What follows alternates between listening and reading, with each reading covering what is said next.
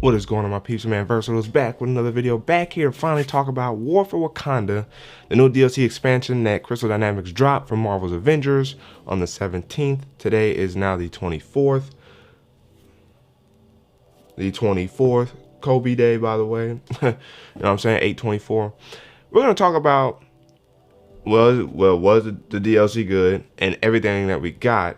Was that enough to suffice for now while we wait for basically Spider-Man and, well, really Wasteland Patrol and then Spider-Man? So, of course, as always, if you guys haven't already, make sure you guys ignite the like button, subscribe to the channel, hit that notification bell so that way you never miss my videos or my live streams. So that way we can sit back, chillax, see what's cracking. And let me know down in the comment section below, what did you guys think of War for Wakanda? What do you think of Black Panther? Do you think that Crystal Dynamics has done us some justice with this DLC expansion? Let me know down again in the comment section below. Now, let's get into the video. So first, what was the DLC even about? Well, if you guys pay attention to some of the audio files throughout Kamala Khan's journey in the story campaign, you would have came across some files in, I think, Monica's lab or another one where she was heavily referencing invading Wakanda for vibranium because she used some of that to, if not assist in making MODOK. She used it in assistance with her Adaptoid program, and she wanted more of it, of course. And of course, she felt some type of way about Wakanda being the only resource for it. So we definitely knew that, okay, so that Wakanda's gonna be in this in some way, shape, or form. Is she gonna come in here and do it? So by means of hiring Ulysses Claw, or Claw for short, Monica used Claw to go into Wakanda and frack for vibranium to, again, of course, bring it back to AIM and for them to experiment on and all that fun stuff. So, of course, therein lies a problem because now you have to deal with the king of Wakanda and the protector of Wakanda, that is T'Challa, Black Panther. And so you start off with running into some of Claw's company, you know, the new enemy faction that we get in the game. And their problem, especially if you're not using at the recording of this video on the 24th, the God mode piece of gear, I think it's technically broken. It's an invisible perk on it. Shout out to Sadat, and I think Lejeune also came across it as well. But Nahanda's armor, if you don't have that on, it can be a doozy fighting these Claw Company enemies, and the reason being is that their overcharge is crazy and their health seems to be a lot more than maybe we thought. So you definitely gonna need, if not Sonic gear, you're going vibranium gear can work, but Sonic gear especially, and that Nahanda's armor, that's what's gonna definitely help you take these enemies out. But I digress. You go through, you fight them, catch up to them. They help you explore Wakanda, the different puzzles that they've added to Wakanda, but you also only really take advantage of the puzzles in the story campaign and a couple of the Wakandan missions that you get outside of that, which again we'll get into later. So you do that, and then you run it, and then you're chasing down, trying to get to these little sonic cannons that's shooting at the vibranium shield that protects, if not Wakanda, the Burning Zana, right? The main palace area for Wakanda that you get to explore, the outpost. So once you get and reach that point, now you're facing off against Crossbones. Crossbones is interesting. He didn't really seem like he had a lot of fighting mechanics to him, though. He just kind of seemed like he was put in place. He has a cannon that he shoots at you from time to time, but he doesn't really do a lot of fighting. Now, I'm not as well versed with Crossbones in the comics, so I don't know if he even is a great fighter. But what we did remember or see, at least in the MCU, was I think the actor's name is John Grillo or something like that, who actually played the agent that turned into Crossbones. He could at least fight prior to putting that you know, the Crossbones gear on, and then he kind of sort of could fight Cap a little bit, I guess you could say, with his, you know, extendo punches or whatever them things are called. I think those are like sonic based too, or reverberation based. So we can see Crossbones has a little bit of skill in the MCU, but in the Crystal Dynamics take, it looked like he was just kind of a placeholder, because you get to fight him a little bit. He puts up a shield around him. It's like a sonic based shield that you can't penetrate, but it gives you time to attack these little sonic cannons, and then you do enough attacking and his shield breaks down, and then you got to go back and fight him. So I feel like the fight could have been better, but I did at least like the fact that we got something different in Crossbones. So he escapes. All right, now we get to play around, check out the outpost, and then get back into the mission. You're basically chasing around Claw's faction, who's finding different ways to try to extract vibranium. And then you run into Claw, and then Claw, again, I'm trying to think of the word. I won't say kidnap, but abducting some of the Wakandans, especially some of the research lab techs or engineers, and that gets Shuri upset and worried, and she tries to go and help to try the situation, in which it kind of doesn't help, and so, or it was Black Panther. I don't know. It was basically Claw wasn't gonna hold up his end of the bargain anyway, and so Shuri loses a couple people, in trying to go after Claw, makes both of them mad. So, you got a little back and forth with Shuri and T'Challa. You get to explore their relationship through this story briefly as well. She kind of looks at him as someone who doesn't take the throne seriously, and his want to help outside of Wakanda, which we've seen in the MCU, and we've seen now even further in the MCU with the What If series when T'Challa becomes Star-Lord. So we definitely see that T'Challa has a yearning or a want to help people outside of Wakanda. It's just trying to figure out how to do that. Well, fast forward, progressing through the story, you run into Claw again. Black Panther and him have a little quick fight in a cutscene. He falls over a cliff, runs into this sonic pool, if you will, down at the bottom, which I didn't even know was down there. And then he comes back up as Sonic form, in the Megazord form, Claw, full of Sonic energy. And the only way to really beat it is to reverse the Sonic kind of cannons or something like that to penetrate Claw and take him out. So now you're fighting. This is the first time you get to fight two bosses, because you get to fight Claw and you get to fight Crossbones again, and you have to fight both. Claw will try to pull you in.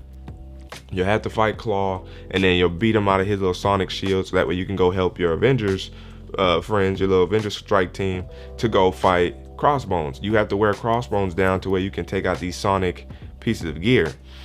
Now this is where it gets a little bit confusing for me, because I feel like this fight could have been, if not longer, you should have been able to beat both of them, or at least beat Crossbones. And the way they have it set up is you can wear Crossbones down to about half life, maybe just under half life, because as you defeat all these little Sonic pieces of gear, you only have to take out like 2 or 3 and then the fight's over. And I'm like, oh, that's interesting. Why you got like 5 or 6 of them up? You only gotta take like 2 to 3 of them out, and then Crossbones, then there's a cutscene with Crossbones and Claw. So Crossbones basically is like, you on your own, I'm out. By the way, if we reverse a little bit, the reason why Claw is not on his own throughout the story is because he started overriding protocol that him and Monica had in place. So Monica stopped backing him for this project, but Claw has always been tied to Wakanda. So he's on like I won't say a vendetta mission, but he's on a revenge mission himself, maybe because of his dad and T'Challa's dad's history as well. And then come to find out through audio files, T'Challa's dad, he died. He was assassinated, essentially. It was a setup. And somehow T'Challa, of course, made it out alive, but we don't officially know who killed T'Chaka, which should be part of the story later, which is going to be interesting. Or maybe they're setting up Winter Soldier. I literally just thought about that right now. Just like in the MCU where Baron Zemo framed Bucky to have killed T'Chaka in the MCU via assassination, right? Bombing of the UN. What if, but it seemed like it was more like an all-out attack. Now maybe the Winter Soldier could have been involved as well, and this is where we're going to get some play between Black Panther, Captain America, and whatnot. So that's actually an interesting story beat that I kind of just picked up on right now, listening to those audio files. But I digress again.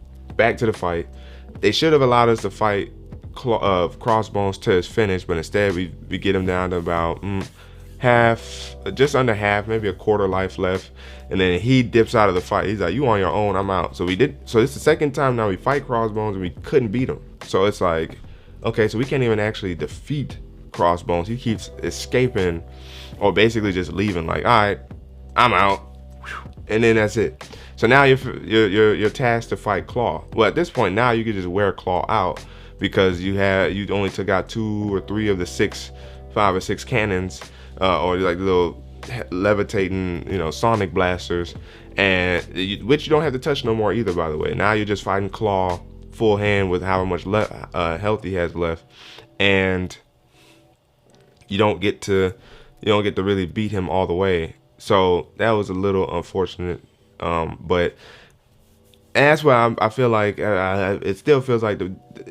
amount of time that they had to really nail down Black Panther.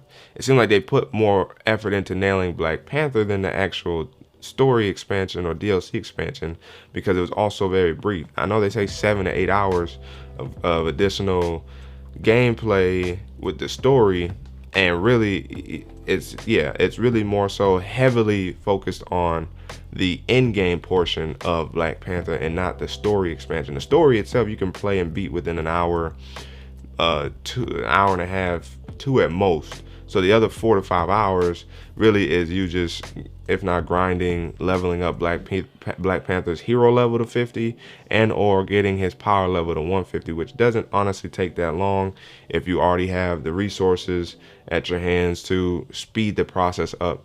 So I do feel like they did short changes, or they were not accurate in terms of, they were not honest about how long the story piece actually was.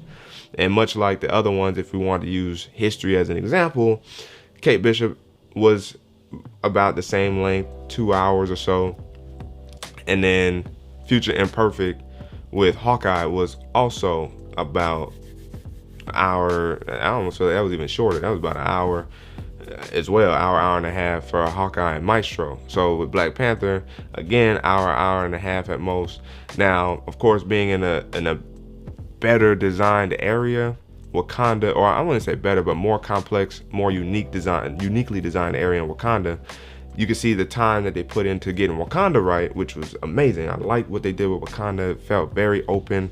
I like how they changed a lot of aspects up of Wakanda to be different, to be unique, to be one of a kind. So a lot of the crates and the boxes that you open and the resource containers that you have to break and stuff like that are all unique to Wakanda until you beat the mission, and then you come back in and start playing, because then, which I guess makes sense too, AIM I guess now has infiltrated the area nonetheless, the outskirts of the palace, if you will.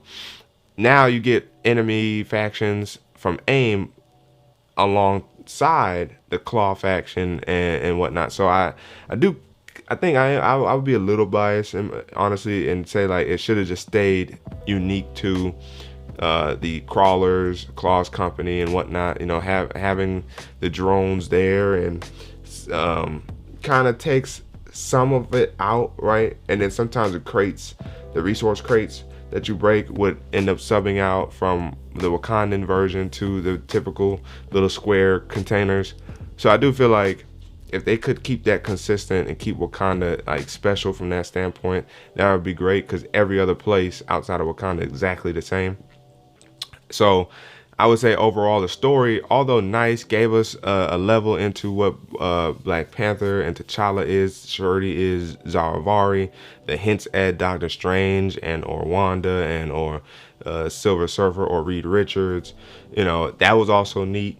At the end of the story, after they, of course, they beat Claw, T'Challa passes the throne down to Shuri. He's like, I'll be Black Panther full time basically, and she will maintain palace, peace, ordinance as Queen of Wakanda. So that was also neat, and that could hint at potentially her becoming Black Panther in some way, shape, or form as well. So that was interesting. That was a story beat I was not expecting, was the child to pass the throne down. So that was cool, and he wants to be Black Panther to help more than just in Wakanda, and he really wants to focus on being Black Panther. And he realized that he can't do both tasks at once, at least not right now. So he passed the throne down to Shuri, and I like that.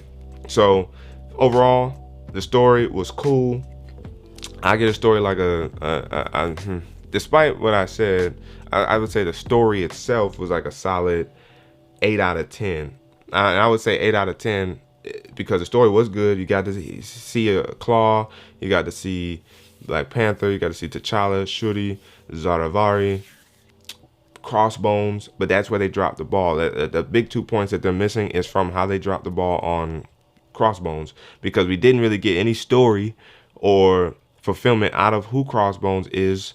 We don't get to explore Crossbones anymore in the story. It really just focused on Claw, and then Monica dropping Claw, but really just Claw. It really just focused on Claw. And if you're gonna say you're gonna bring in an additional villain or an additional heavy enemy, there should be more story about him as well. And if they would have added elements about Crossbones or missions that were about Crossbones, if they also would have added in, I'll get to that point in a second, but essentially if they would have added those things in for Crossbones, then they would have definitely got more. We would have got more story. So you're looking at maybe 2 hours, 2.5 hours worth of story, and two, fleshed out enemies, as opposed to just really one, which was Claw. So Crossbones definitely felt like a placeholder, or we're just gonna throw him in there.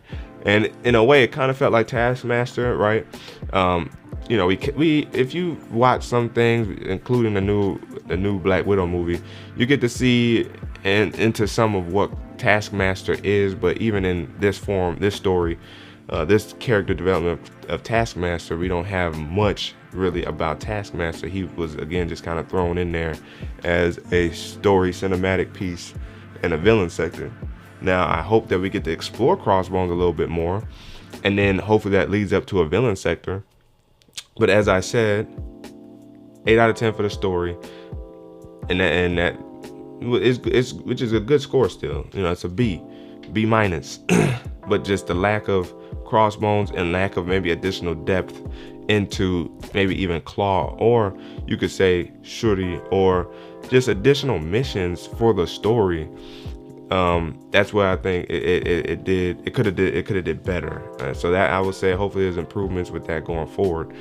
But here's where, again, the DLC and expansion in itself, I don't want to say drop the ball, but I do want to say it was absent, and it did hurt the overall value of the expansion.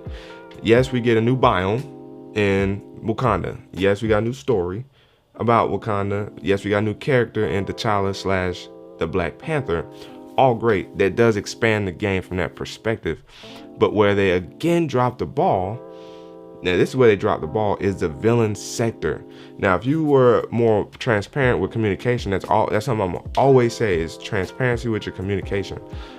You highlighted you would bring in 2 villains, but then you don't bring villain sectors. So it's like we get more story, but then we don't get villain sectors. Now, at least with the Wasteland, which was a new biome place too, by the way, from Maestro, which again, it's a nice place. It doesn't have to be as unique as Wakanda. It's even more of a barren version of the Utah Badlands, right? And it is pretty big. You get we get that area, Wasteland, the Wasteland. We literally get like 2 to 3 missions maybe with Hawkeye, and we did get a villain sector for Maestro. But granted, if we also remember, it was kind of broke at first, and it actually wouldn't pop or wouldn't pop up in the terminals for us to select in terms of the villain sector at first. So they had to send an update out for that, which was fine. But we got a villain sector from Maestro. But then you drop Claw and you drop Crossbones, and there's no villain sector for either one of them. So in terms of villain sectors, to add more variety and breadth to the game, that's expanding the game, giving us additional villain sectors to play and access. We still get doubled up on, if not Abomination missions, Eastern Seaboard missions, where we're facing off against, if not Abomination twice, Abomination and Taskmaster. Or we'll get 2 Maestro missions at the same time, with Day of Anger and Symphony and the Gamma Key or whatever. Like, we shouldn't get the same mission basically twice. They should be random enough where we got a villain sector in Wakanda and a villain sector in the Eastern Seaboard, or a villain sector in the Eastern Seaboard and a villain sector in the Utah Badlands, or a villain sector in the Pacific Northwest and a villain sector in the Snowy Tundra, or you know what I'm saying? Like, those should be villain sectors, and then they're not in the same area almost every day. So I would say that the villain sector area did not get expanded the way it should have, because we got 2 new villains, but yet they're not part of the villain sector. Much like it took them a while to bring Monica in as a villain sector, and now the Super Adaptoid as a Omega level threat. Part of the story beats, but they didn't come back as villain sectors, at least for quite a while. And mind you, we still don't have a villain sector for the main villain, at least in the story campaign, which was MODOK. So I know Crystal Dynamics said that they're working on bringing an additional Omega level threats, which they should be anyway. But I think outside of Omega level threats, we should be having villain sectors as well. Some stuff that everybody can play, and not just people who max out at 150 having, you know, specific builds to go after OLTs. Villain sectors should be easy for everybody to access. And I think that's where Crystal Dynamics needs to improve that aspect, and communicating exactly what we're getting from that perspective. Because, you know, when you say we're getting 2 villains, yeah, it doesn't necessarily mean we're getting villain sectors, but we also don't know. So just being clear on that, and then maybe, yeah, actually include that as part of the DLC expansion. That's something that we want to see moving forward with Marvel's Avengers. So overall, was this DLC expansion good? Yeah, it was good, decently good. But to achieve that great aspect, those things that I mentioned before needs to be more a part of the expansion, part of the communication to us as the fan base or the player base of the game. And I would also say squashing more bugs than including more bugs. And I understand, like, you know, bugs are going to come with certain updates, but then being quick on the turnaround to fix said bugs or fix older bugs. And I almost feel like that we have to completely delete our data and restart the game from scratch in order to actually fix specific bugs. Because of course, uninstalling the game and then reinstalling it isn't necessarily going to fix the bugs. I think it's our data that's the problem, honestly. And I don't think they want to necessarily tell us that, because that means we would have to start from scratch in the game. And not to say that maybe we wouldn't mind, since we know how to play the game. You know, grinding will be different, leveling up heroes will be different, but I think that might be the real issue with some of these bugs, is that our data is just not great. Like, the data is slightly corrupted and they can't fix that. It's probably something down that line right there. And then of course, no hints at anything, you know, for the future. Like, no hints. I mean, outside of Shuri being Queen of Wakanda and Black Panther joining the Avengers, there really hasn't been any other hints to anything outside of who assassinated T'Chaka in the audio files. In terms of the story beat that you have to see, there was no teasers, no hints at nothing. The last teaser hint that we got, if it wasn't with like Nick Fury still being alive, being frozen in time, right, with Monica, if it wasn't that, it was literally the Kree signal beacon call at the end of the story after Kamala Khan beat that Kree monster. That was the last teaser at something for the future, which basically hints at Captain Marvel. But we don't have any hints to know what's coming forward, and we didn't get a roadmap either. So I think the roadmap would have actually excelled that decent good into like the good great area, knowing what's coming down the line next. We do know that Wasteland Patrol is coming next, and then we're getting Spider-Man in December, which, by the way, I will be dropping my Spider-Man review, or the Spider-Man No Way Home, as the recording of this video. I will be dropping my reaction to that here shortly after. But that's, you know, no hints, teasers at Peter Parker, Spider-Man logo, Spider-Man web zipping, nothing. The one thing you do see is kind of how Black Panther plays, or how he moves, especially how he jumps in different ways. You do see elements of what Spider-Man could potentially be, because Black Panther is so athletic and acrobatic.